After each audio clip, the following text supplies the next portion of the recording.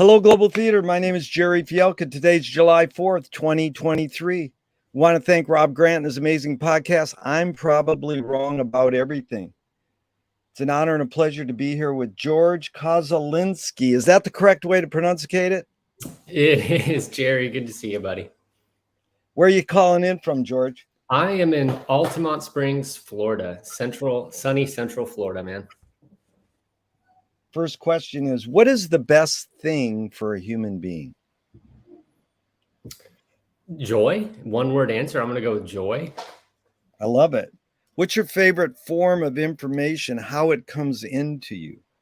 I love literature, like reading. I guess you'd say literacy followed by orality, and then movies are third on the list, but I love the movies.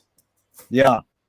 Let's just divert on literature for a second. Did you grow up a reader because your parents told you to read? They did it as an example or on your own?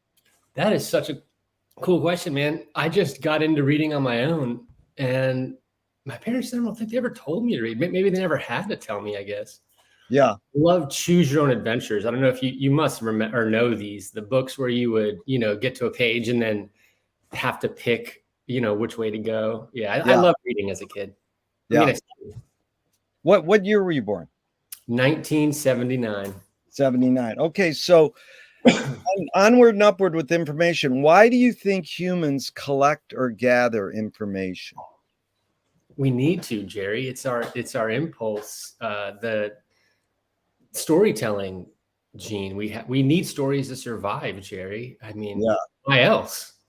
Yeah. And pleasure and all of the above, how to figure out how to navigate the world. We need information to survive, all of the above. Yeah.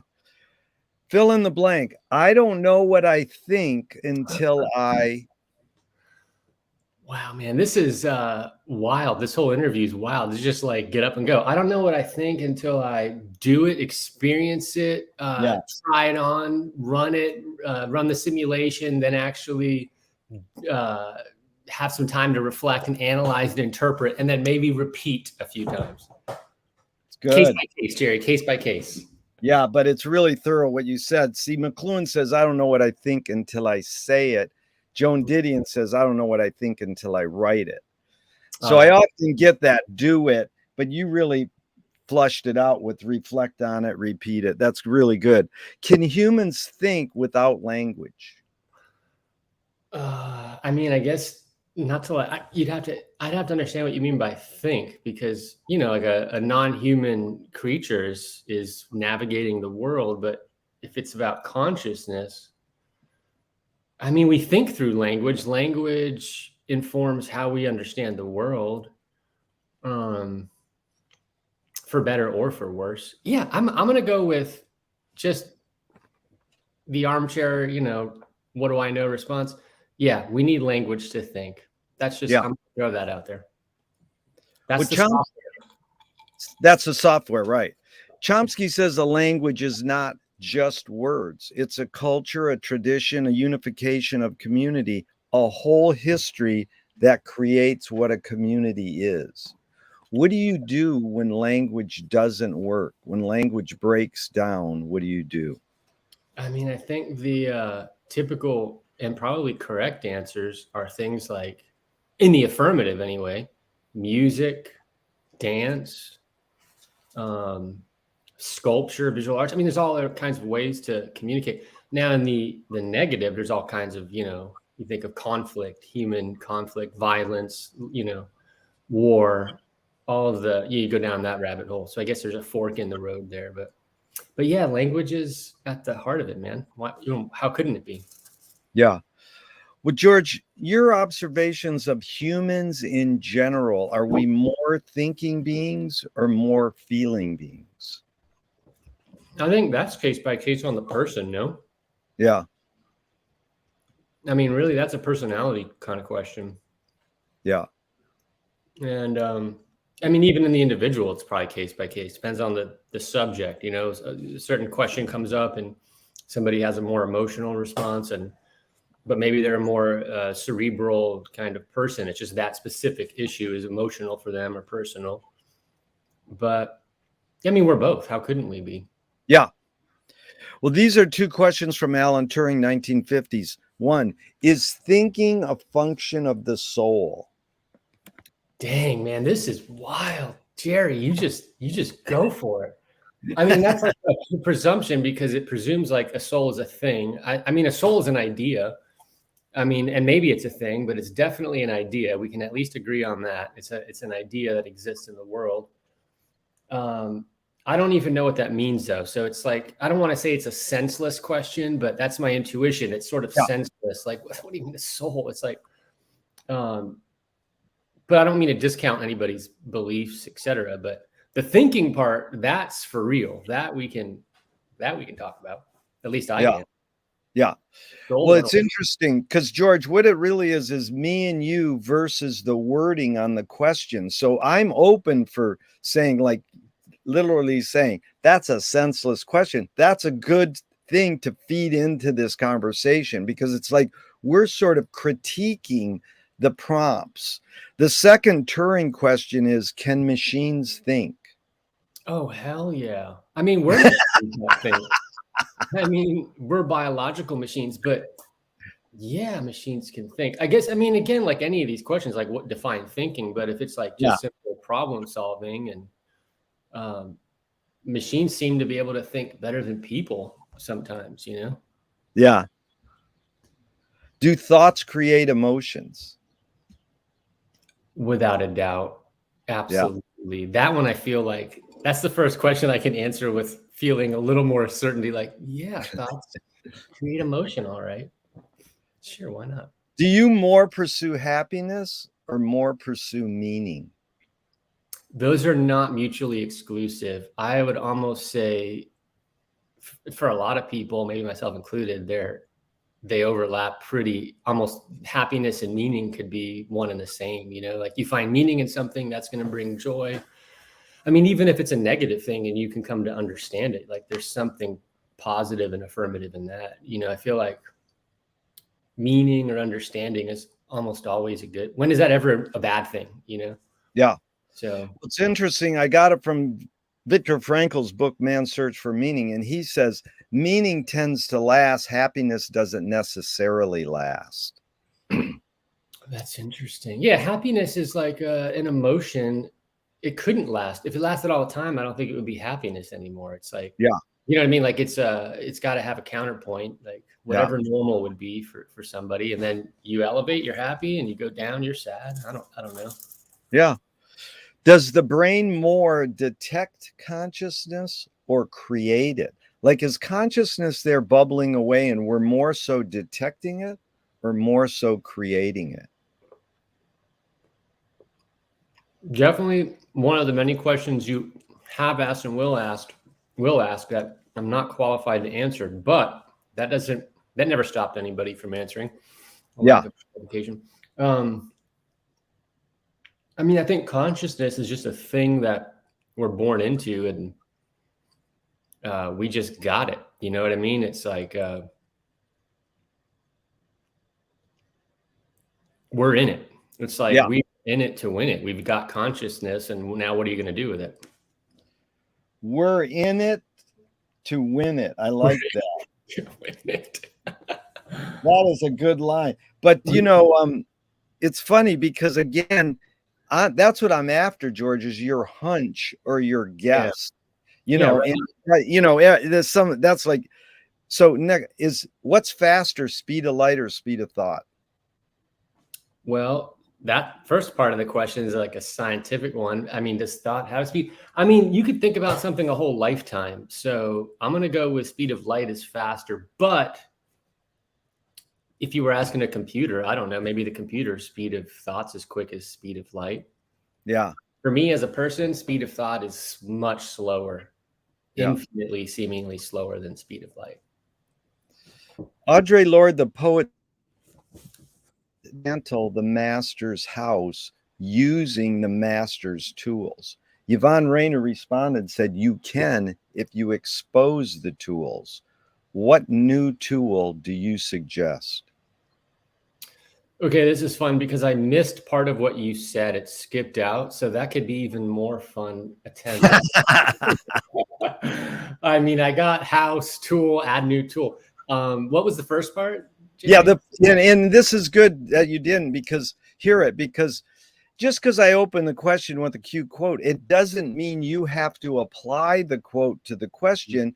And it doesn't mean you have to, in this case, I'm saying, what new tool do you suggest? It doesn't have to be a new tool. It's just what tool do you gravitate towards? But you put the questions into the context you want. So basically, what Andre Lord said was, you can't dismantle the master's house using the master's tools.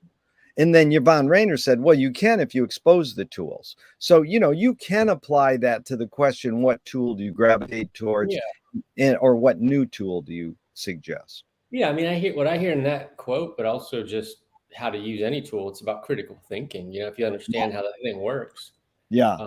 you can use it to any end, good or bad, right? But Yeah. Critical thinking is, I think, the answer just to a lot of questions, just questioning and interrogating and being, a healthy skepticism, like how if you go media, how is media, playing on us, even as we're thinking about it, it still has an effect. Once it comes in, you can't get it out of your mind. Yeah. Really good, man. What new toy do you suggest? Oh, toy. I mean, it's not a new toy, but I'll just say, like, because it's so hot right now and I miss getting out and running a lot, like just a good pair of shoes that you could just cover a lot of ground in. Yeah. I suggest, if you live in a cooler climate, getting out while you can, because right now it's hotter than hell, Jerry. And even I get up early and it's like too hot, man, too hot to get any number of miles in. So yeah. Shoes, that's the new toy. Get some shoes. I love it because I got to tell you really quick, and I welcome your anecdotes or stories. We shot a film in Venice Boardwalk a couple weeks ago, and I had to run like down an alley. Now, I bike 3 times a day, just casually. I'm not like those racer bikers, but I never run. And my legs were sore for 2 weeks, and it wasn't like long running. It was just like, okay, take number 2, run around this corner. And I couldn't believe that my legs, and my friend goes, well, what kind of shoes were you wearing? And I goes, well, I've worn Converse All-Stars for 50 years. So it was like, I know they're probably not good running shoes, but anyways, it was amazing, that phenomenon. Running, just a good pair of running shoes is a great answer to that toy. George, what do you worry about when you go to bed at night? I mean, this will sound crazy, Jerry, but I sleep really well. And the world's full of problems, and I think about them, make movies about them. But on a personal level, back to my first answer, man, joy. You got to find joy. Yeah. Thich Nhat Hanh, that Vietnamese philosopher, he said something I never forgot. To suffer is not enough, Jerry. Like all the horrible things that are going on in one's life or just in the world. Yeah, we got to face it head on. We got to deal with it. We got to think about it. We got to act. But you got to find joy. I sleep really well. And good. I think it's important to think about that too. And if somebody's, if you're not able to do that, you got to face that head on. Like, yep. Yeah, don't take my advice on sleeping, but I sleep like a baby. No, that's good. So McLuhan learned from the poet Ezra Pound that artists are the antenna of the race. They're broadcasting and detecting the hidden psychic effects of our inventions so we can learn to cope with what we don't like about our inventions. So, George, I asked you the question Marshall probed his whole career. Why do we ignore the hidden psychic effects of our inventions, even though the artists are broadcasting them to us? I mean, there'd be a lot of reasons for that, though, Jerry. One is, like, just to kind of put it in a market context, like, who profits from thinking critically, and on the individual level, that's hard work. These are serious questions that require grappling with, and people got to go to work. They're doing their thing. It's like life is hard. And now you're asking a question about, theorizing how we understand the industrialized tools of our world. Like, that's serious work, So thank goodness for the artists, I guess, would be the response to that. Thank goodness there are the artists, philosophers, scientists, those people that are asking those questions and kind of trying to get us to wake up to, hey, this is what this thing actually is. This tool might be using us rather than us using the tool. Kind of brilliant, dude. So well put. Do artists have moral obligation?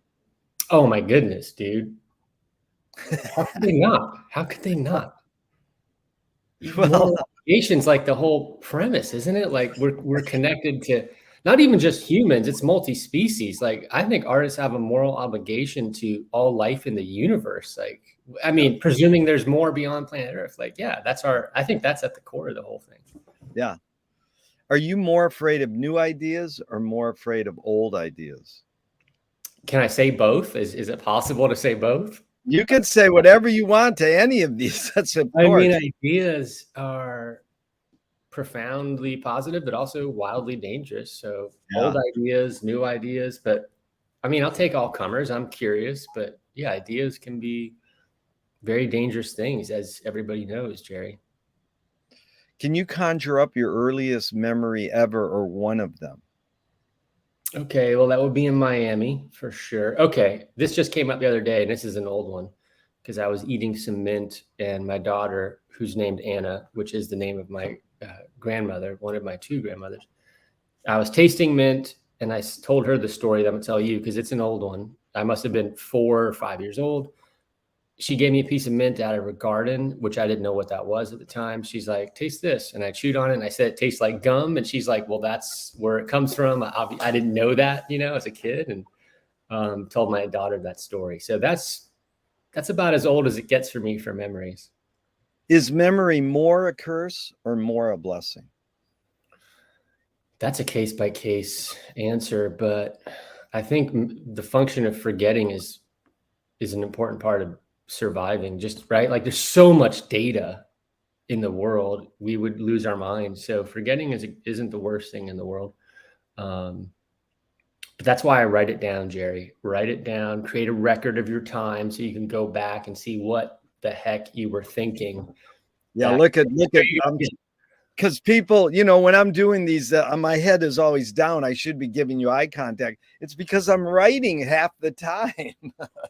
Yeah, no, I'm the same way, man. You have a documentary impulse, I think, Jerry. Function of forgetting is beautiful. Really great wording. So tell me just briefly, someone within your immediate family, then outside your immediate family, who had an impact on you, kind of like a role model, and what specifically was that impact? Okay, in my family, I would have to say my grandfather on my mom's side, he was a horticulturalist, tropical horticulturalist from Cuba, grew up in Miami. His garden and his whole philosophy, way of being in the world, that for sure would be a family influence, among others. That's just the first one that popped in my mind. External, how about the first? I mean, I'm going with the first thing off the top of my head, which is probably significant in and of itself, but I'm thinking of this mentor I had in college, Scott Nygren, this professor, thinker, someone you would have gotten along with very well, Jerry, Scott Nygren. And he was getting me to think about all kinds of interesting things and, studying movies and film history. And, he transformed how I just think about a lot of things and helped get me on this path that I'm on. So he was a huge outside influence, outside of my family.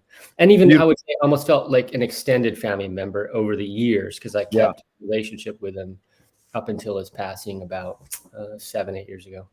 Yeah. Beautiful. So, I mean, beautiful how articulate you are, and you're condensed, and thank you. Did your parents raise you a particular religion?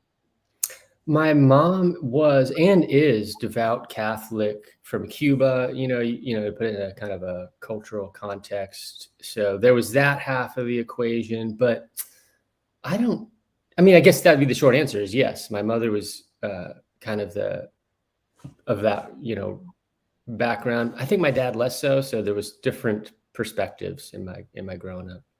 Do you pray? I do not, Jerry. I do not pray, but don't tell my mom. I feel like don't tell my mom. Right, don't tell my mom. But Okay. praise is good. I mean, why not? It's like getting in tune. Like you said, the antenna, Yeah. send out a radio transmission. You don't know who's going to get it. Like, more power to you, If God exists, what would you like God to say to you after you die? I mean, again, I've categorized that under the realm of senseless questions, but just because it's senseless doesn't mean we shouldn't answer it. I think most of No, our lives are about asking senseless questions. It's like getting to the good ones is you got to do this work to get to the question. dude, That's so presumptive. Like, does God speak a language? I mean, sure, why not? What language, I mean, even see how language is informing my thinking. Like, what is he gendered? Does God, have sexual organs? I mean, language is interfering with thought right there. But I have no idea, Jerry. that's fine, George. You are a precise thinker and open at the same time. You're like articulate and linear, but you're also open to the bigger picture, because Rebecca Solnit says it so well. She goes, just because you ask me a question doesn't mean I have to answer it, but it is a prompt to carry on. Like, you can say, I mean, I love that. One of the, I get all these compliments on my interviewing for 40 years. And my favorite is when I interviewed Mike Kelly, someone's put in the comments, the interviewer is problematic. And I was like, that's the biggest compliment I ever got. Asking questions is you make revelations about the people you're asking them. Even not answering is a response too. Right? It is totally. And I like, if you read my guidelines before, I literally say you don't have to answer it. You can just use it as a prompt. But if you say, I don't know, that's okay. Some people think I'm trying to get them, and go like, oh, I got you. You could answer. No, if you say, I don't know, that's totally legit. And then the word pass, I don't encourage, but people could go pass, So that's no, Jerry, you got to answer. Come on. You can't say pass. Like, well, that's what I'm saying. I want them to feel comfortable, because really? Actually, this woman in Ann Arbor, I did a round robin in Ann Arbor a couple of years ago, and this younger woman was there, and she was putting on the event. And this older filmmaker guy, I asked him, is it more this or more that? And he goes, both. And she goes, that's a cop-out. And it's like, both is not a cop-out. But the way she said it, I love that she said that, because she was saying, no, you got to commit one way or the other. It's like, no, you don't. You don't have to. But I love that's the discourse, man. It's like I was saying, in it to win it. It's the same idea, but you got to get in the game. Just like, I mean, no, it's not like you're married to the answer. Just rip on it, Yeah, that's perfect. Because my mom said, when I said, can I interview you? She says, yeah, but tomorrow I might answer all the questions differently. I says, that's okay. Yeah. Do evil people exist, or does evil use people as a vehicle? That sounds more like an Exorcist the movie type question. Evil is going to take you over. No, I think evil as an idea is a real idea, and people can make horrific decisions, So, yeah, I mean, I think evil is a useful enough idea. But I mean, it's ideological, right? I mean, you might say, oh, that's evil. And someone else says, well, actually, that's my definition of, morally just or something. So, yeah. Well, the hidden question really, George, is how do you advise someone to deal with an enemy? And I'll set it up. Alan Watts says, if you acknowledge your enemy, you empower them. Coppola stole from the mob and the samurais, keep your friends close and your enemies closer. JFK said, forgive your enemy, but don't forget their name. And Fellini says, I need an enemy. So it's a lot of thoughts. The basic question is, how do you advise someone to deal with an enemy? But first, how would you respond to Alan Watts? If you acknowledge your enemy, you empower them. I mean, you should acknowledge anybody and everybody, and get their name correct, but the enemy part, I would back up and say, I would try to avoid at all costs making enemies. That would be the first advice I'd give to somebody. I mean, I'm assuming, the personal level, it's like, yeah, I don't think you want to go through life, making enemies and, thinking about what's the common ground. But I mean, that said, as a storyteller, conflict's at the heart of it, and the enemy idea, as I'm hearing you say it, it's like people with different, running different software, different ideological points of view. So that's going to create conflict, and that doesn't mean you have to be enemies, but those are differences that could get so deep into the well where it's like, wait, our values are in such conflict that But the word enemy, when you name enemy as a person, as an oppositional force, I think that's already a step in the wrong direction. But yeah, I mean, that said, I mean, there are individuals, say, in the world, historically speaking, that I think would very easily fall under the category of enemies of humanity. People who have led the cause towards horrific ends. So yeah, we got to acknowledge the reality of that too. Yeah, you evoked a younger friend who does jujitsu and judo said the best warriors don't even fight the fight. They know how to avoid even having the conflict. Yeah. That's pretty. Say it again. Yeah, that's like good politics, because you got to exist in the world, and like, can't we all get along? It's like a good question, and a harder thing to answer and embody. But finding a way to avoid conflict would be the first. Random thought. I just remember something I read as a child. Mario Andretti, the race car driver. Yeah. I don't even know, because I wasn't even into racing, but he said you avoid the accident was something I remember him reading that he had said. And that's the best advice. Like, if you're just avoid the accident, avoid the conflict. That's how you do it, rather than, wearing the helmet and the safety belt. Like, a lot of good that's going to do you at 200 miles an hour. Dude, that's really heavy. I love that. Avoid the accident. But here you really anticipated this too, because Nassim Taleb said games were created to give non-heroes the illusion of winning. In real life, we don't know who wins or loses, but we can tell who a hero is. My friend said, oh, well, villains don't think they're bad. They want control. Heroes want freedom. And Gregory Bateson says, that's all wrong, by the way. That one's wrong. That one's wrong. Okay, take that one on first then. Yeah. Because it presumes that all authority is illegitimate authority, which is just, anyone who's ever been to the dentist knows that's not true. It's like, there's legitimate authority. You want to, acknowledge, it's in our best interest to acknowledge that legitimate authority, whether it be the toothache you have, you go to the dentist, think of the grand scheme of the climate crisis. We should probably talk to scientists rather than anybody else, experts with expert knowledge, specific knowledge. That could be hero or villain, but the idea that somehow a hero is attached to freedom isn't always good, right? I mean, there's all kinds of reasons to suppress individual or collective freedom for, virtuous reasons. So anyway, but yeah, I know in Storyland that tends to play out that way, but amazing. So, you know what, George, you're doing is you're a good listener, because usually I rattle off 3 quotes and then I ask a question and they're like, what?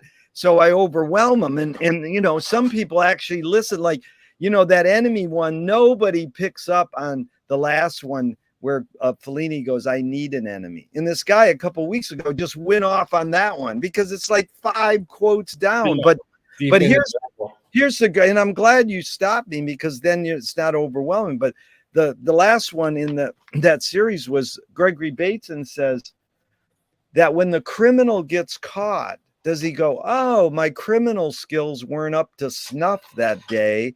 Or does he go, I did something morally or socially wrong? So the question is, does punishment work? I don't think so, Jerry. I don't think there's much evidence to suggest punishment really works. Yeah. I mean, punishment, and like, you think of like the spectacle of, that never prevented crime. I mean, punishment's not a good instrument of exertion of power. That would be my kind of intuition on that. There are better ways to deal with things. But I'm so glad you brought up that when I say heroes want freedom, no one challenges that. You're the first person who ever said, wait a minute.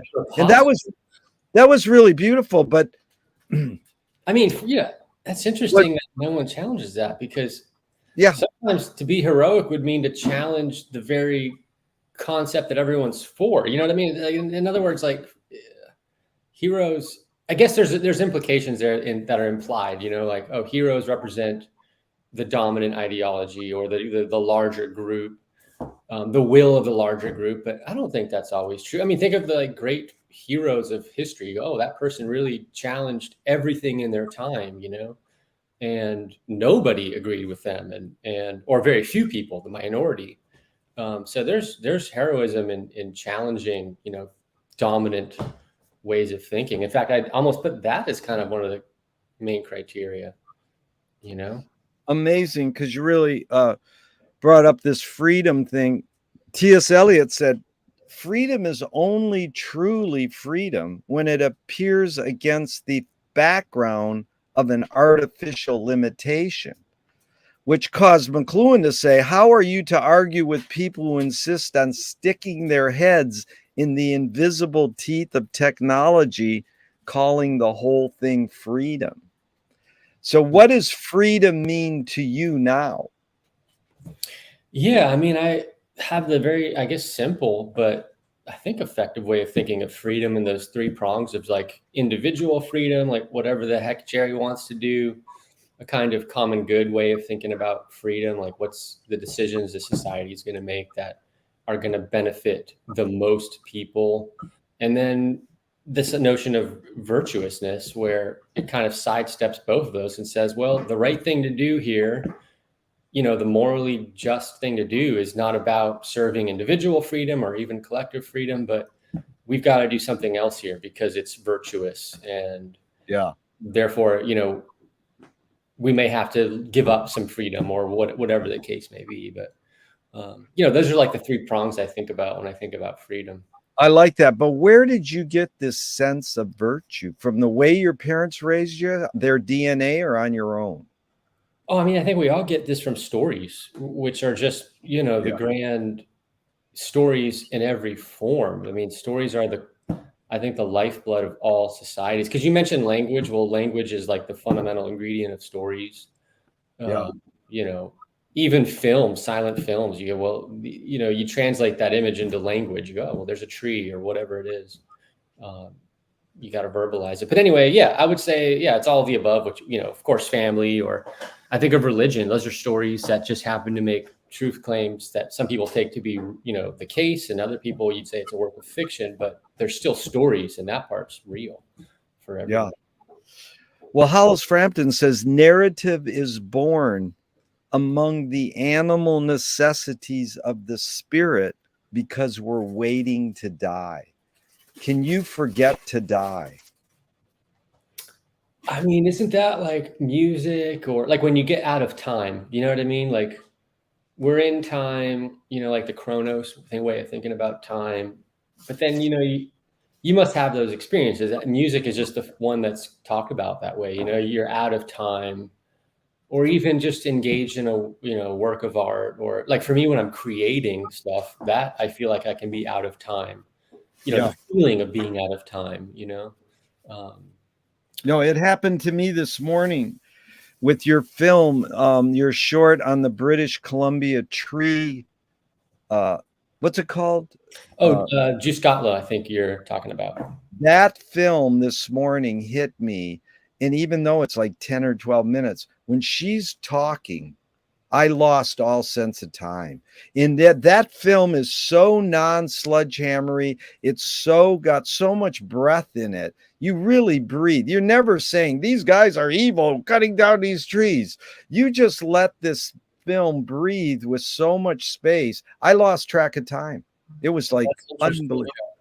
No, but like stories in general kind of do that, you know, Yeah. on some level, because like you got to have a bathroom break. 90 minutes is like the running time of your interview.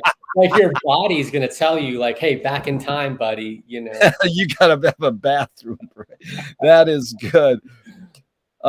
So Utah Phillips, who I met right up there in, oh no, you wait, you teach up in Seattle, or you did, right? I did, yeah. And I started my teaching career in Seattle, and that's how, you know, the work with the Haida people and the Kwakwaka'wakw Yeah. and Lummies, you know, I was in that general region of the world. But anyways, we're going to get in that 1 second. I want to slip this in. I met Utah Phillips up there, who's an activist folk singer. And he said, anarchy is making rules for yourself and not other people. Who's entitled to make the rules?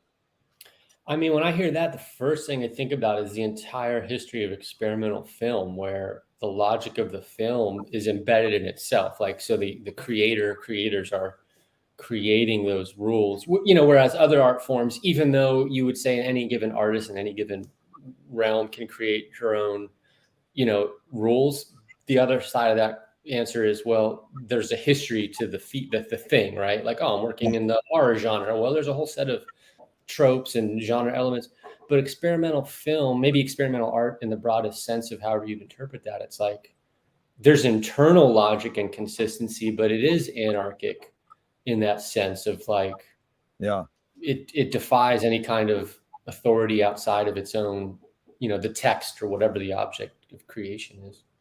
You know who said it all? What you just said, Tony Conrad. He said, artists break rules that haven't been made yet. That to me is the ultimate. It's like, no, I just broke a rule, but it wasn't made yet, No, I love it. But I mean, yeah, artists are supposed to be, like you said it earlier in this conversation, like, the antenna kind of asking interrogative and critical questions. So it goes against dominant way of seeing or thinking, Yeah. Really fun, George. You really get this. This is super fun and enlightening for me. But way to walk us through just briefly. You're growing up. What's the tipping point where you go, oh, I want to be a filmmaker? And then the tipping point, well, I'm going to be a documentarian, experimental filmmaker. Just a couple tipping points where you go, that's my calling. Yeah, I mean, actually, it's true. I make films and so on, but I just think of myself as an artist that, I'm interested in the world, the historical world, the future worlds that comes into sci-fi, but that's always back to reality. Yeah. And then the form has most often taken film, but even in film, it's like documentary, experimental, fictional narrative. Yeah. So, I don't know, there was like a hard, like, oh, I'm going to be a filmmaker, but I was attracted to film and did become a filmmaker through this process of just being interested in the arts, interested in just honestly, like we talk about like asking critical questions. And I identify with that more as like an artist or just, a teacher. Like to me, they're part of my same identity, they're intertwined, but the output ends up being film, but the desire is to create, and that could be music, it could be visual art. I mean, it started with music for me and drawing as a kid, and just using what's available, like my mom had this classical guitar and that's how I started playing music. It was just sort of like sitting in the corner, this little cheap guitar. And then, music became part of my identity. But the answer about film, though, it's such a dominant art form, an industrialized world, right? Like just grew up watching movies, my parents would take me to the movies or television, I was always attracted to it for sure. Yeah. So a screenwriting teacher told me great art is when you can clearly see the intention of the maker.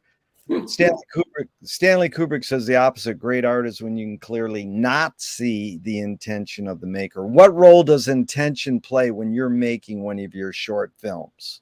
Yeah, I mean, or your feature film, but I know it varies project by project, but overall, I mean, intention might be important to the creator at the time. Like, there's got to be a spark, but like, as far as like the person who I watch and study way more art than I make, you know what I mean?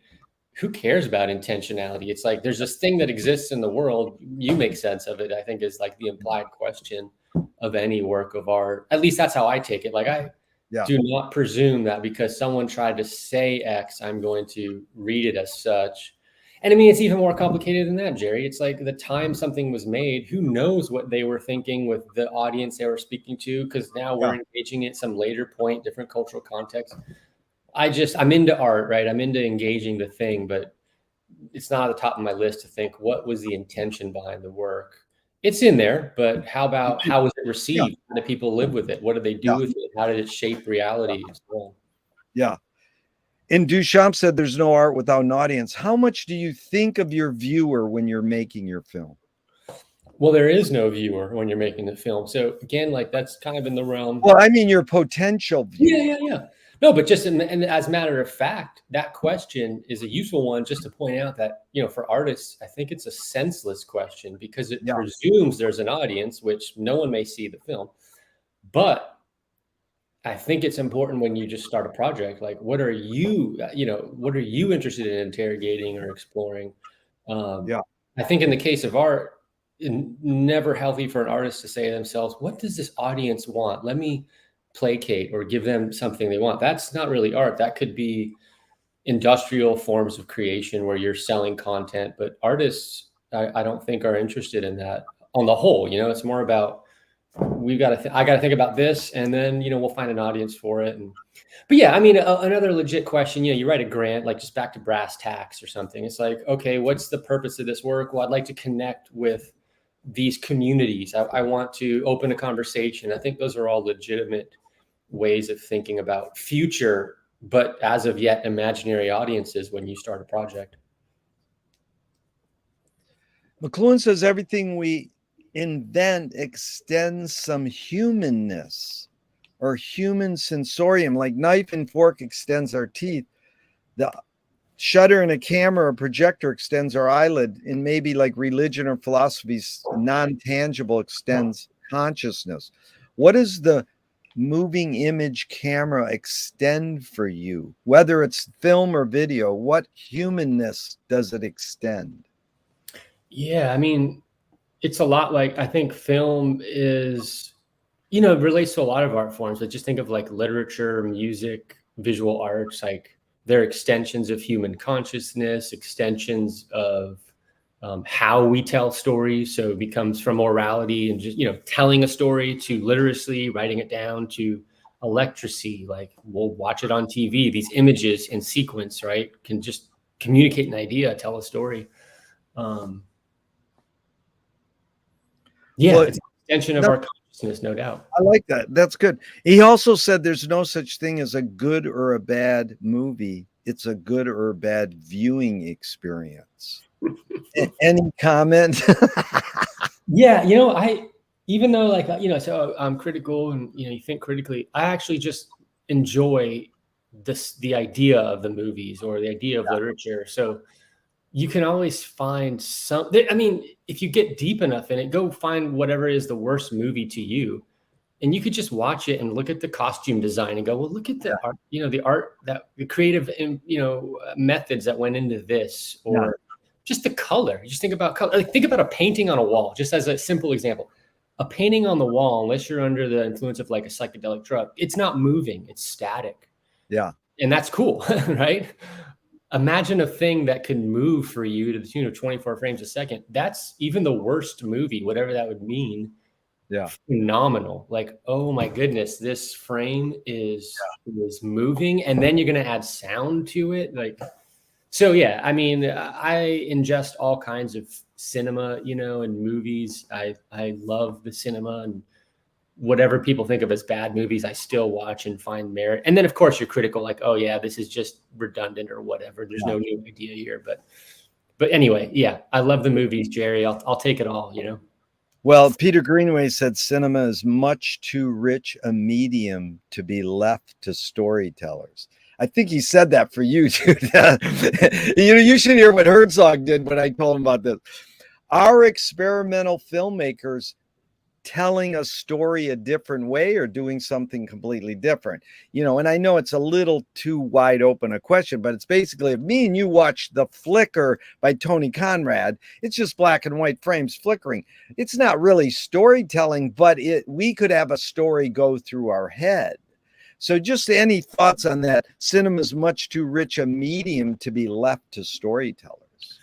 I mean, that is basically a factual statement in terms of history. I mean, think about the movies just as a scientific instrument alone. You could just talk about that endlessly. Like how, when I say movies, that implies art context, but like moving images, you can like Dziga Vertov called it the microscope and telescope of time. Yeah. But I mean, actually, I don't think that's like a metaphor. I mean, it could be too, but it's like no, we can zoom in, think of like, we can zoom in to far beyond what the human eye can do. We can slow down. In other words, that's the definition of a scientific tool. It extends, Yes. like that's why we need scientific tools to do science, because we can't just use our hands, our eyes. These instruments are far more refined. So the movies are that, the cinematic apparatus, whatever you want to call it. But then, yeah, of course, like it tells stories, but it would be impoverished to think that's all movies could do. You know what I Yeah. mean? Even as a storyteller, it's like, no, movies can be so much more than that. And they are. Yeah.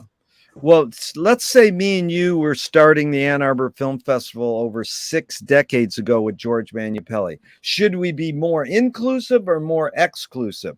So keep in mind, it show a fraction of they show mainly experimental films and a fraction of documentaries and animation. But when I asked Chick Strand this, she said, well, we were doing the same thing starting Canyon Cinema with Bruce Bailey in San Francisco. We would show recreating our 11-cent movie-going experience. We would show a newsreel, a cartoon, then an experimental film. And Brackage came along and says, no, don't show that other stuff. Just show experimental films. So should we be more inclusive or exclusive? I mean, for the Ann Arbor Film Festival specifically, I think what makes it great is that, because exclusion is actually, that's what, the affirmative of that would be curatorial power. It's like, we're going to curate this. It's like, YouTube would be the opposite. It's like everything's on YouTube. And so therefore a lot of it's completely garbage and useless. Like there's no curatorial power here. It's like the ideas don't hold up, right? They haven't been challenged, like presumably, let's say in the best case scenario, a festival like Ann Arbor, there are people with this decades, centuries collectively of experience thinking about these things. And they're going to say, yeah, let's look at these films and how they're working in the experimental tradition. And through that exclusionary process, it becomes very special within that, say, refined idiolect of, experimental film. So it's all about your goals, but I think that's what makes, if Ann Arbor just programmed everything equally, it would be like a lot of other festivals, the Michigan, I don't know, whatever, insert state here film festival where, they program doc, experimental narrative. Yeah. And that's cool, but there's actually something really neat about like experiments in cinema in Albuquerque. I love this festival. It's like nothing but experiments in cinema. It lives up to the name. It's good. I love it. Brian's done a great job there. But what are the services and disservices of marginalizing experimental film? When Jackson Pollock was on the cover of Life magazine in 1949, regular people could form an aesthetic on experimental painting. There were no Maya Deren or Bruce Conner Life magazine covers. So generally, I say it quietly, but with a bias, it's privileged, rich art kids who develop an avant-garde aesthetic and dominate experimental film. Any comment? I mean, yeah, if you think about, it's privilege in general to make art. Like I'm able to like come in here and have a conversation with you because I'm not working right now. It's all good. Like there's just implied privilege. And I think experimental film festivals increasingly, say the last, for me, what's been, I guess, 20 years of doing it. Because I'll ask people when I meet the filmmakers, whether it's experimental or otherwise, I say, how do you survive? Because it's hard to survive. Oh, yeah. Like that phrase, like you got to earn a living, which implies you don't have a right to exist. Yeah. And a lot of them, the majority, I'd even say, in the experimental world, are professors or have some teaching post. I mean, I'm one of those people.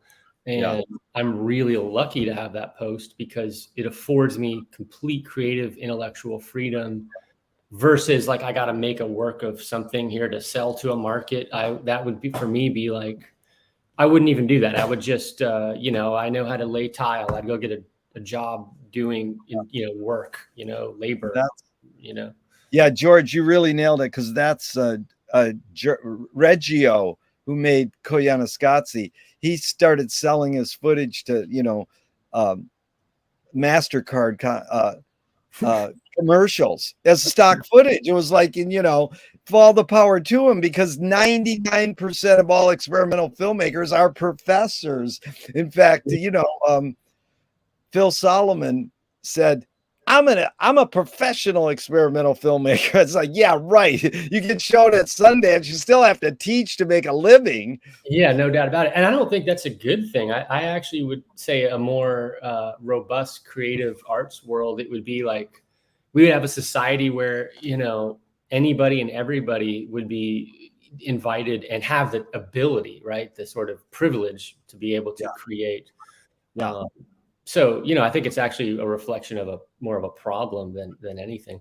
I mean, Yeah, I remember Stan Brakhage, just reading something about him years ago where, you know, when he was living in the United States at this point and was like living off of literal trash, like in the post-war period where people were throwing whatever out and he was living off of this trash. It's like, this is one of the most famous experimental filmmakers ever, you know, and living at the margins, to say the least. Yeah.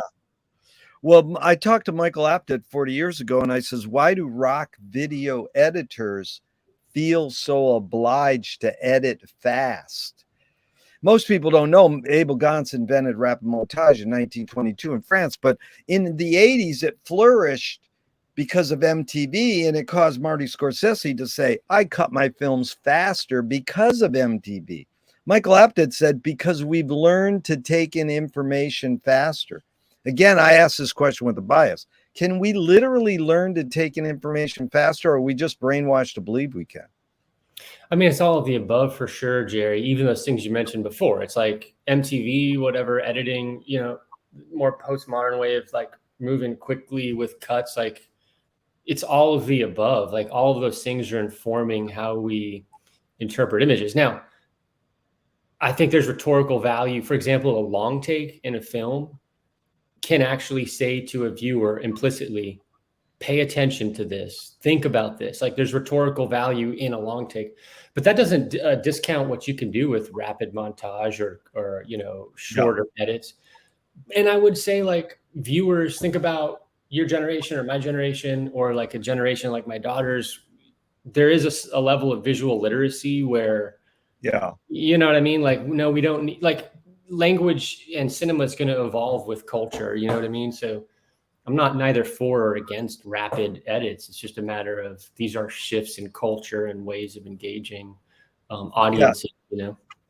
Very good. Is it literally possible for humans to multitask? I mean, I'm kind of doing it now. I'm eating this chocolate bar while we're talking. Is it productive to multitask? I don't think so, Jerry.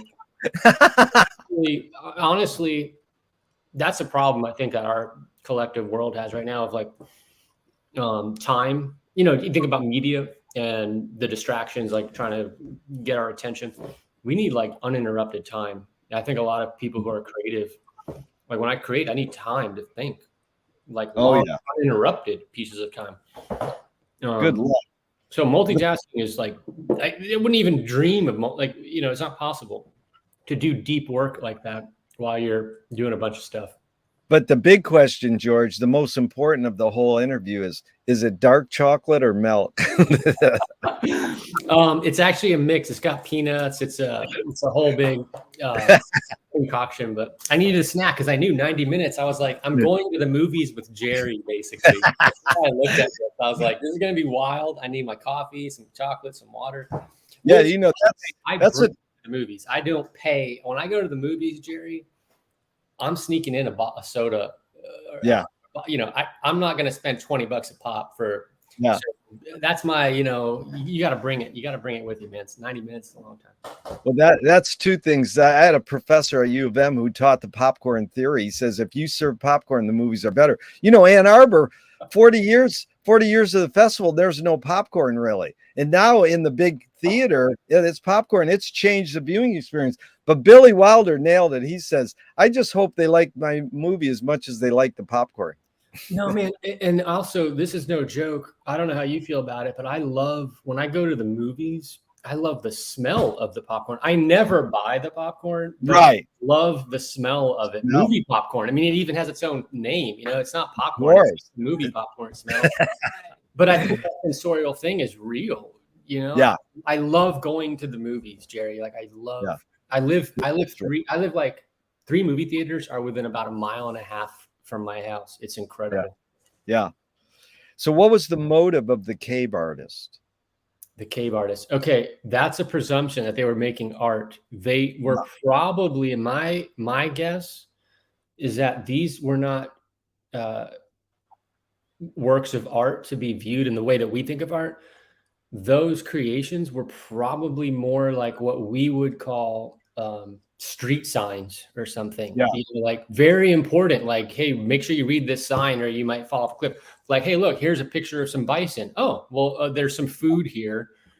And of course I'm just speculating like anybody else would, because there's no, hard answer on this. Yeah, I don't know. Everybody says storytelling and they want to evoke the deer so they could shoot it, and mystical and all this, but I never had that answer. It's amazing. There are streets, because that's what McLuhan said. Cave art, advertising is the cave art of the 20th century, and that's similar. It's like you're saying cave art is street signs. That's an amazing thought just to think about. But he also said Balinese have no word for art. They do everything as well as they can. That's true in a lot of indigenous, like the Haida people. There's no word, which is like, for my like Western way of, like, I'm born into that way of thinking. Art is this thing that exists outside of other works of, commerce. There's no word for art in the Haida language, but like, just look up Haida art and you're gonna say this is all art. The whole thing, like a spoon is art, and I don't mean that in some kind of metaphor. Like, no, a spoon is like a work of art. You look at this thing and go, this is beautiful, so they have a phrase called deeply carved. It's like translated to English, deeply carved, like nice job on the artisanship, but it's all by my looking at this work. This is amazing. Yeah, you love this. My friend was curating a show of indigenous art, and he called up a sculptor in Canada, and on his phone machine, he says, "I'm not here. I'm gone in the woods for 3 months. If you need to get me, come and find me." That to me is like, oh, that's an answering machine thing I want to have. Yeah, just come and find me. Yeah, come and find me. And it's got to be very important at that point. That's the problem with email, though. It's like, it's too easy to get a hold of somebody, right? Like, Oh, yeah. And then it's distracting. Back to your multitask thing, Yeah. What's more important, conviction or compromise? I think probably compromise, because that's how we make it in the world, Jerry. We got to compromise, man. Dude, there's no right or wrong answers to any of these questions, but that one you got right. Now, you brought up the exorcist. This is perfect. How do you rate these three elements in your accomplishments? Luck, skill, and ambition. What played the biggest role, second and third? Luck is funny. My dad has these, funny sayings. One of them is, and it might be someone else said it, but he'd be like, I'd rather be lucky than smart. Yeah. I don't know who said that, but to me, it's my dad. Like, you'd rather be lucky than smart. How true is that, though? Luck is a huge part of, chance, or I guess another would be just fate, like the Norse god's way of like, hey, like, this is just what was fated to happen. But what were the three? Luck, and what were the other two? Skill and ambition. I mean, also, when I think of ambition, that's also like a tragic flaw. Sometimes you think of like the thing that can make somebody great is also what's going to destroy him. I mean, I would be suspect of too much ambition in somebody's way of thinking, but I would put it in the affirmative as passion. Passion is so valuable, and curiosity, those aren't on your list, but I think curiosity is one of the most important things someone could have, and you can't learn it or teach it. I feel like you either have it or you don't, like case by case, I guess, but like, you're either a curious person or you aren't. It's kind of how I think about it. And I think those are really good, because I have people replace it. That I don't like your three choices. I'm going to say persistence or necessity, but I love yours, passion and curiosity. But I got to tell you, the history of the question used to be, is ambition based more on fear or joy? And 80% of people would go fear. And then I read William Friedkin, Exorcist director. Wow. He's very articulate. He says, in Hollywood, luck and skill have nothing to do with it. It's all ambition, which is an amazing statement. Yeah. The other, with your dad's quote, I'd rather be lucky than smart. That's Gary Player, the golfer says, the more you practice, the luckier you get. Yeah.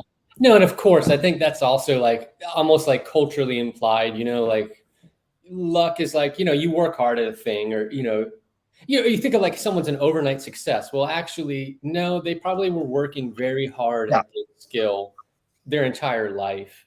Yeah. And then that hard work met, like William Friedkin, who I think of as like someone who's like totally full of crap. You know what I mean? Wasn't he like firing an actual firearm on the set of the like actors? It's like, yeah, it's like this person, but they're like actors themselves in the sense of playing a role. Like I imagine he's probably, it's like when The Mask becomes a face and you don't even know who, it's like you're just playing this character. Love it. Well, huge part of it. Yeah. But T.S. Eliot said poetry is outing your inner dialogue. So I think you talked about this inner voice. What language is your inner dialogue in? I mean, English is my native tongue. I mean, it's just like. But I mean more metaphorically, what form is your inner consciousness in?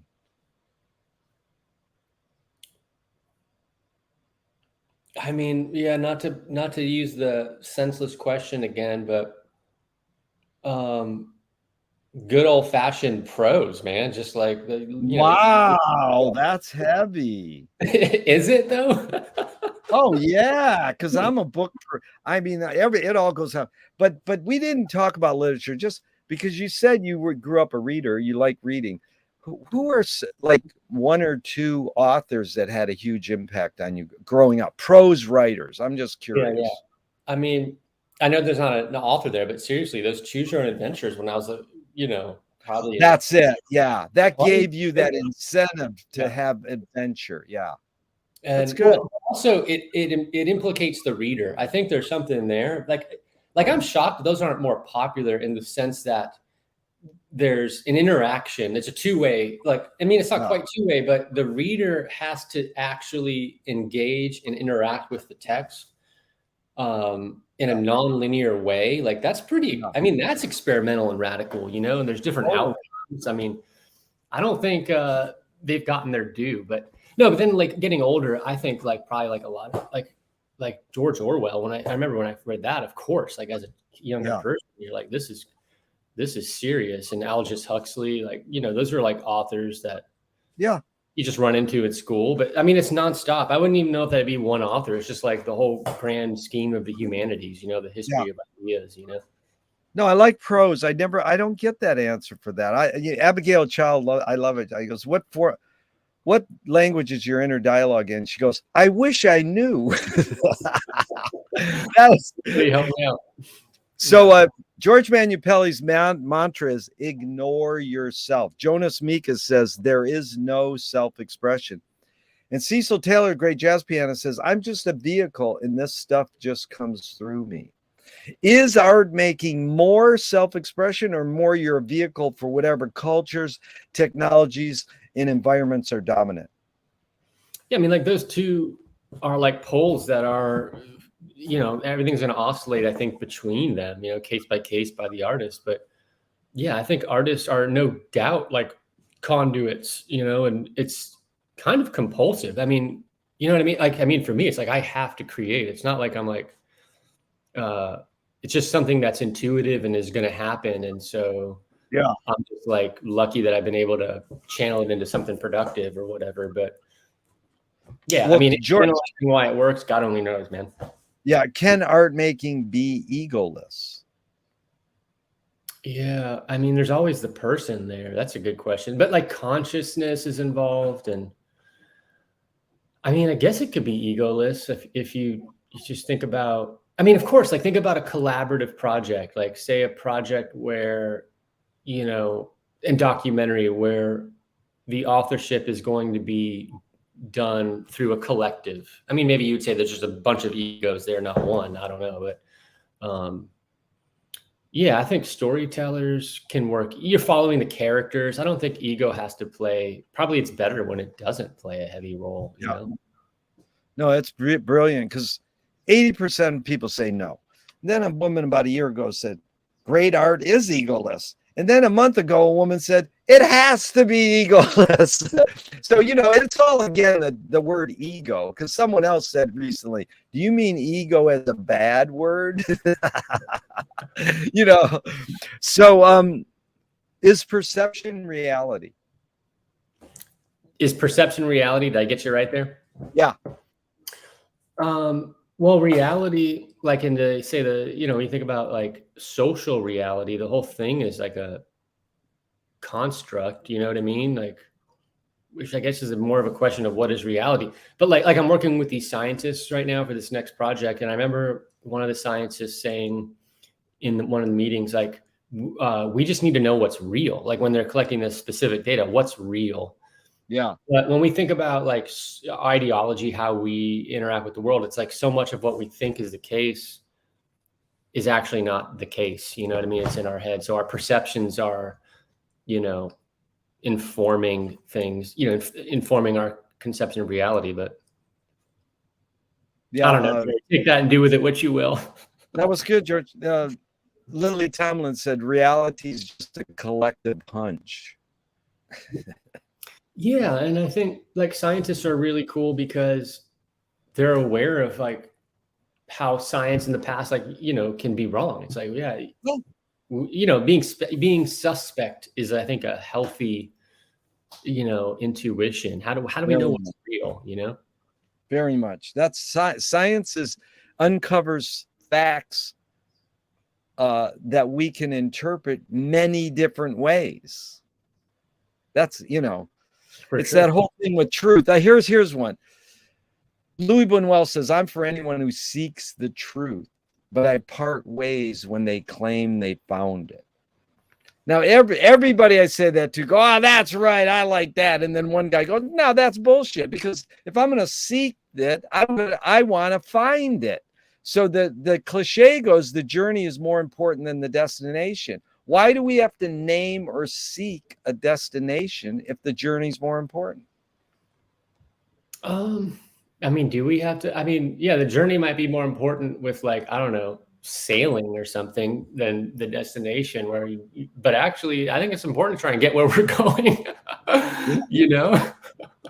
But it's funny you question it right off the bat, do we? Because that's psychogeography.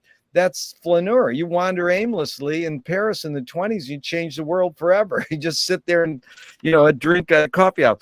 So tell me, George, one major element of your creativeness in your decades of doing this that stayed the same, and one major element that's changed.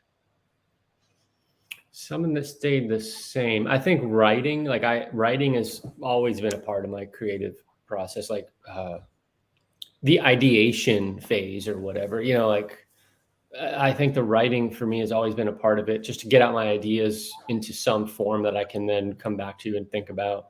Yeah. What's changed? The whole thing's constantly changing. Maybe that's not true for all artists. Like, I just saw that Wes Anderson movie and I was like, why does he just insist on doing, like, at some point, if you keep doing the same thing, I feel like you become a parody of yourself. And you know what? Like, he's doing something that was working for him. So that's awesome. But, I just think of like more of like you're on a path to change. Like you're like evolving is good, like changing up your approach and self-interrogating and doing things differently. Yeah. And actually like risking failure, actually. Like if you keep doing the same thing, what's the formally speaking, what's the risk in that? I don't know. No, risk and struggle are so important. Really good.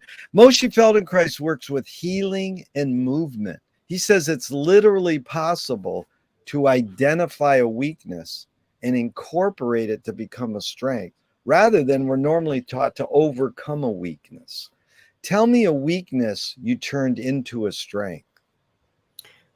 I make like super micro budget or no budget work. And I think the intuition there is like, oh, that's a weakness. Wouldn't it be great to have a bunch of money? But I don't know that conventional wisdom is the case. Just like look at the history almost bears that out. Like there's so many movies right now in the multiplex that probably cost many millions of dollars. And they're vacuous. And of course, there's interesting films all the time that get made with a lot of money. Don't get me wrong. But the lack of resources is a ingredient for creativity.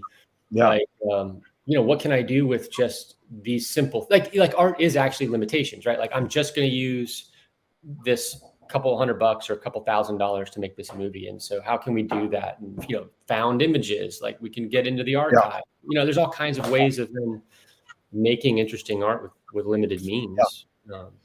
So yeah. Really good answer. No, that was super good answer. I'm so with you 100%.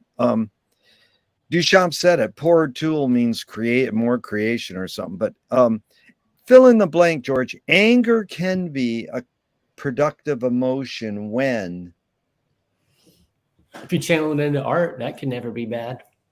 Make a work of art out of something that's angering you. I mean, that could even be the spark for a project, right? Like some social justice imperative that I think a lot of people probably can relate to. Like this is unjust.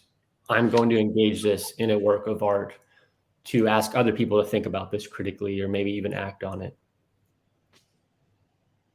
what's the most significant difference between men and women, physical aside? I mean, I almost have to put that under the category. For me, it's senseless. Like, what does that even mean? Like, Yeah. Because like the range of human identity and how that's beyond me, man. I mean, anybody can be anything is kind of my intuition. Yeah, no, that's the answer I always love to hear. But people always say women are more emotional, men are linear. But why do you think women live longer than men? I mean, is that true? Well, that can be debated too. So how about this one? What caused matriarchy? Matriarchy, I have like a loose idea on that. Like just when I spent a lot of time in Haida Gwaii, like they sent the men out on the canoes. And in some ways, like that made them a little more expendable because sometimes they wouldn't come back. So the matrilineal model, history, stories, knowledge was embedded, as I understood it, through the hideaway. And I think maybe a lot of other matrilineal societies, predominantly amongst the women, where if this group of men goes out on a canoe, let's just say they have all the knowledge, just hypothetically speaking, a canoe sinks, gone, right? Not a wise path, for retaining a culture or a people. But the women were the knowledge bearers, and not to say men couldn't have that knowledge, but you follow what I'm saying. You get on that canoe and you travel from Haida Gwaii to anywhere down the coast of, what is Central America. That, supposedly they followed the whales, and so that would take them to Hawaii. And so anyway, yeah, that could be one just armchair theory for you there. No, I like that because there's a great cliche I love to repeat. Not that I believe it or completely, but women know and men suppose. So women are the knowledge bearers. Yeah, because you said bearing, that they give birth. That's nurturing. That's knowledge. That's what knowledge is you nurture. So there's replicating. I mean, you think about, exactly. Like, I mean, if you were to think about it from a value sense, women are more valuable in that way. I mean, that sounds insane. Well, replicating, that's an amazing word, because the guy I interviewed yesterday in Paris, he's a composer. I said, what's the best thing for a human being? And he goes, reproduction. That's like a no-brainer, of course, that we keep producing. What, that's the best. But it is funny. Replicating is replicating. Like, think of a culture or society, like any group that can't replicate itself is on a path towards extinction, Yeah. Or any idea that can't replicate itself, Yeah. But there's a line that goes, you create what you resist. Bob Goldthwait morphed it into you are what you hate. James Joyce said, it's a curious thing how your mind is super saturated with the religion in which you say you disbelieve. And Louis Buñuel nailed it. He said, thank God I'm an atheist. So, I mean, this whole idea, I'm not saying you, but one creates what one resists. You create what you resist. Any thought on that line? Yeah, I mean, it's like you're going to make work about what you're grappling with, right? Yeah. Like, at least that's the presumption. But the things that we make work about collectively, we, like the whole species, they're not all that different. You know what I mean? It's like we're wrestling with, like, all dramatic storytelling revolves around protagonists, which is just, agony, root of the word, right? It's just like people suffer why, you know, we find new and interesting ways for them to suffer in Storyland. But Yeah. I mean, it comes down to very basic things. Like we're wrestling with a problem, so we figured out. I mean, that's even one reason stories exist. It's like this is a simulation of how would you act in this situation, Jerry? Because like it's very probable it's going to happen. So let's talk it through in the story, and then we can pass the story on, pass the knowledge on. So, yeah. How do you find peace of mind? I really do like to get out, run, walk. Um, I love to watch movies and read, Jerry. Those are probably two of my favorite things to do. You know, because I guess I don't even know why you're interviewing me, but you know, the presumptions, oh, I make stuff, but actually I love to read and I love to watch movies. Like there's joy in that. So, you know, I guess that's, you know, parallel to peace of mind. Um, Hanging out with my family, all that stuff, that brings me joy. Yeah, no, that was good. And in fact, I was curious. The prose that you brought up, those book, True Adventures. It reminded me of reading Finnegan's Wake out loud with a group of people, which is really an amazing phenomenon. I don't know if you've ever done it, but I recommend it highly to anyone because it's an unreadable book. But if you read it out loud with a group of people, it changes the eye experience of reading into an ear experience. And McLuhan got all his chops from Finnegan's Wake, and he said, well, artists dream awake. And not to be elitist, but everybody has this power to create these scenarios in the middle of the night and dream. But artists dream awake, or they can dream awake. Have dreams played a role in your creative process? I mean, yeah, because you're meaning dreams like sleep dreams, but I mean, that one way of understanding the whole history of the movies is that it's, you know, a conscious hallucination. I think that's like Bazan or something, you know what I mean? Because like that's just the facts of the matter. It's like here's this set of images that appear to be some, you know, image of the world produced through a camera, and you get 100 people in a room and they're all going to see the same thing. It's a conscious hallucination. All right. Yeah, but I think writers, storytellers, like, of course, like, but then also romanticizes it too. I think people that create, they're very disciplined, you know, like they have a healthy relationship with time, which is to say, like, that's discipline, you know? Yeah. These works of art don't create themselves, you know? That's really good. Well put, man, because Harry Smith said the purpose of cinema is to put you to sleep, which is great because you're all in a room sleeping together. It's like, that's he says that maybe as a bad thing, but actually, no, I don't know. He's not saying that's a bad thing. Okay, yeah. I think, no, people think, I've had movies put me to sleep, but we're collectively. It's sort of like Yoko expanding on it, saying, when we dream a dream alone, it's a dream. When you dream a dream with other people, it could become reality. No, I love that. And then not what you meant, but sometimes I literally fall asleep in the movies, and I love that because I wake up and I'm, you know, we're like the idea that we got to know the Aristotelian beginning, middle, and end. Like that's fine, but sometimes it can be very enjoyable just to wake up into a world. You're just like, what's going on here? And now we're in it, you know?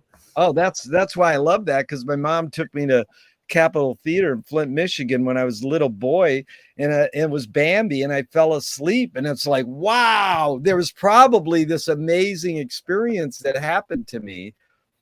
So, these are 5 quick Alan Watts questions off the top of your head, just in a couple words. 1, who started it all?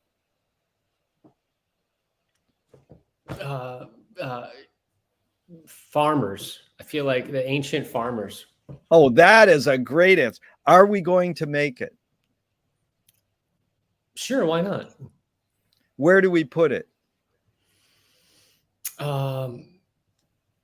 Pass it on. That idea of replication. We got where we put it is into a future generation. Keep the story going. Who's cleaning it up? I mean, I guess the last answer is pretty relevant, right? The future generations are going to have, you know, quite a mess on their hands if they survive, if we survive, right? 5, is it serious? Yeah, I think it's serious. Doesn't mean we can't laugh and find joy, but yeah, Jerry, it's pretty serious. Very good. You know, we got about 10 more minutes. George, I want to thank you so much because you also, as an educator, I'm curious your thoughts on this. This is McLuhan in 57. It's misleading to suppose there's any basic difference between education and entertainment. It's always been true that whatever pleases teaches more effectively. Any thoughts on this? Because, you know, as a professor, I always ask people, you know, did you learn how to be entertaining and keep your students engaged? Most teachers go, I learned that on my own. They didn't teach me that. So just this idea of is there difference between entertainment and education? I mean, there could be a difference, but I think the core of that is like also just respecting people's time and intelligence. Like all things being equal, I want students coming into a class feeling like engaged and that their ideas matter and their collective intelligence. Like let's engage in a dialogue. So actually, my goal always is like I enjoy the heck out of going into any class. Like I love doing it and I love the encounter. I guess in the best case scenario, it should be wildly entertaining. Like here we are engaging the history of ideas, their ideas. Like I'm working with these mostly young filmmakers with very compelling ideas. Of course, they want to flesh them out. That's where I hopefully come in and can challenge. And back to your point of entertainment, I think it actually precedes even trust. Like if you trust the person that's, say, teaching a class, you're going to probably be more open to their critical responses. And entertainment is a nice lubrication for the engine that then becomes like very critical responses, you know, like this isn't working. And, you know, I would even argue people want that, you know what I mean? Like what the students I work with anyway, like you want to know what's not working with this work of art. Why isn't it working? You know? Yeah. And I don't know. I find that to be really entertaining, frankly. Like you use that word, like it's a lot of fun. I've been doing it now for a decade, which is just long enough to be like, oh, okay, I have an opinion on this. Yeah. It's, you know, if you were walking down the street today and you met yourself as a 12-year-old, what would you say to your 12-year-old self? that's so funny because my daughter yesterday, there's a movie that is that premise. It's with, you might know the movie. I should know it. I just saw it yesterday. I can't remember the name of the movie. Ryan Reynolds meets his 12-year-old self. He's 12 because my daughter's 12 going on 13. What's the name of the movie? Yeah, you have to Google it. But okay, oh my God. That's the premise of the movie I just saw with my daughter last night. And it involves like space stuff and time travel. But what would I say to the 12-year-old? I'd probably more listen. Like, wow, wouldn't that be curious? Like, what is going on in the 12-year-old version of myself? Why would you ask that? That's so wild, Jerry. What's the background? Oh, that's one of my favorite oldest questions. I don't know where I got it, but Dr. John, you know, the great New Orleans pianist, he answered all these questions, but when I got to that one, he goes, "I won't go there." But you know conspiracies well. You know that that woman who was Lee Harvey Oswald's girlfriend, not his wife, but she wrote an amazing book. And it sounds like kooky conspiracy, but it's an amazing book on Lee Harvey Oswald and her experiences with him. And I asked her all these questions. I didn't ask her about her book. I asked her all these philosophical questions. And when I asked her that, what would you say to your 12-year-old self? She said, "I love you." And I was like, I broke out in tears. It was amazing just to say that to yourself, you know, especially because, you know, people go, oh, most people go, it will work out. Everything will be okay. You know, they're encouraging, but, you know, nothing is a great answer, George. Like I would just listen to them talk. You got a good chance to hear yourself, like time travel. Yeah, it's a wild. I mean, it's funny. I just saw this movie yesterday. That is the premise of your question. Yeah. The exact premise. Crazy. So, which way should toilet paper come off the roll, over or under? You know, it's funny, Jerry. When we met 15 years ago, that question, I recall, like that's what I remember from. We did like an interview like this. I don't know if you remember. Oh, it's probably on tape. It's in my archive. Yeah. I'm sure. And I remember that question you triggered was asked. Who knows what I said? I'd be very curious. there's definitely no right way to have the toilet paper come off the roll. I would say, like, if you've got a roll, you're fine. You're good. Yeah. Well, the patent has percent of people say over, but the people who say under have their reasons. Okay, well, I'll take it. I wouldn't complain either way. I mean, I think, you run into a problem when there is no toilet paper. That's where you have a more serious set of questions, Jerry. Well, here's a good one for That's it. great. Tell me something good you never had and you never want. Something good you never had and you never want. Jesus, man. I mean, I feel like that's like, I got nothing for you. That's fine.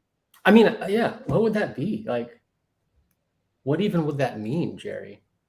Well, like, what are the kind of answers you get from a question like that?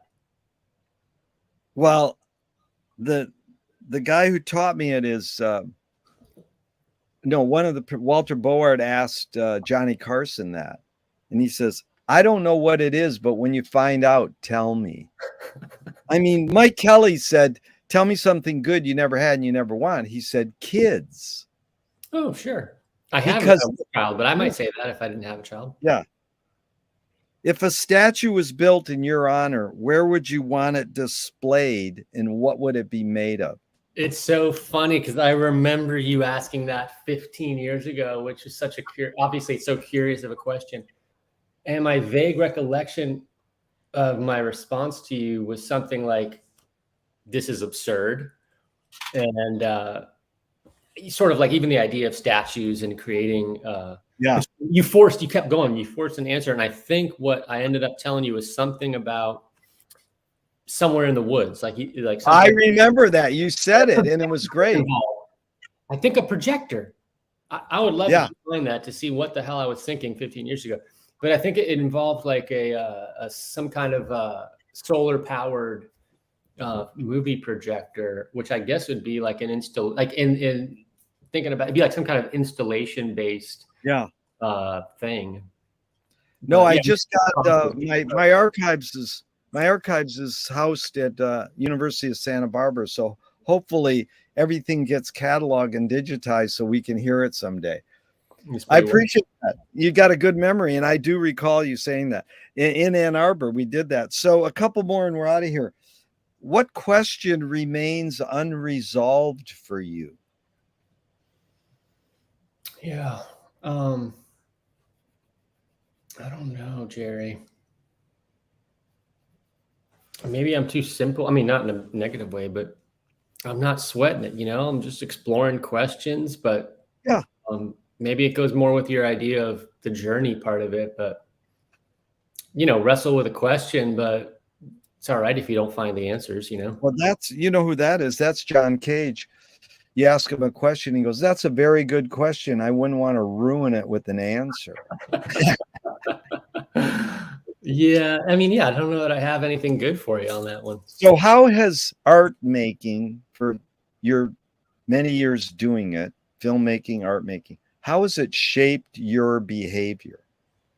Yeah. I mean, definitely has, I think, trended towards like the better version of myself for sure. You know what I mean? Yeah. What's the healthiest cultural shift you see developing today? Not healthiest, I said that wrong. What's the cultural shift you see developing today that inspires you? Well, like I said, I have a 12-year-old daughter. She's about to be 13. And so I find this, it's anecdotal, but like amongst these like group of young girls that I see and interact, very open-minded and inclusive and critical thinking. Like I don't recall doing that when I was 12 or 13. So that is wildly anecdotal because we're talking about, a handful of kids, but if they're any reflection of the larger society of children, that's pretty affirmative and positive. Yeah, that's amazing because I'm going to send you a PDF of my book because that comes up in my book. Exactly. I was at my brother's daughter's pizza party and they were all about 12, 13.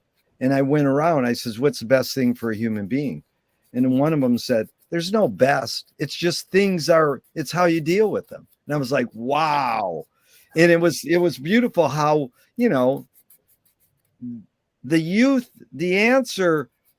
Well, anyways, I got two more and I'll wrap it up. So here is Thornton Wilder. Art is confession. Art is the secret told.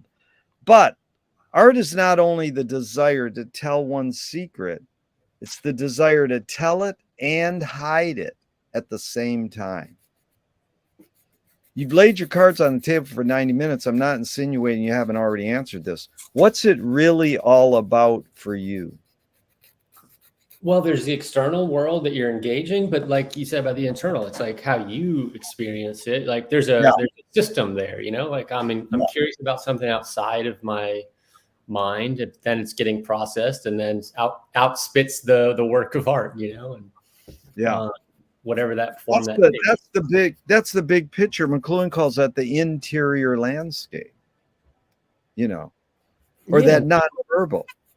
And like every different person has a different way of understanding the world. And that's what's interesting about art in general is like, oh, I get to see this in a new way, best case scenario anyway. Yeah. Cause we really met on the grounds of our common, like of Craig Baldwin's Tribulation 99. Yep. I do remember that. And then you what's your film on Florida? That's like your version of Trib. Man, a lot of my films I feel like they're definitely influenced by him, but the one that says, that Disney. Oh, yeah. Cracker Crazy, Invisible Histories of the Sunshine State. Cracker Crazy. What a great film. Cracker Crazy. But we both, I think, have that love for Craig's wild cinema for sure. Have you, your piece on him, Aztec Baldwin, is brilliant. That is. Oh, that's you say, man. That's like a little love letter. You know what I mean? Like that is so good. And so, did you get the Baldwin book yet? Not yet. I know it's out. Like I know you just had the big opening, but I need to get a hard copy.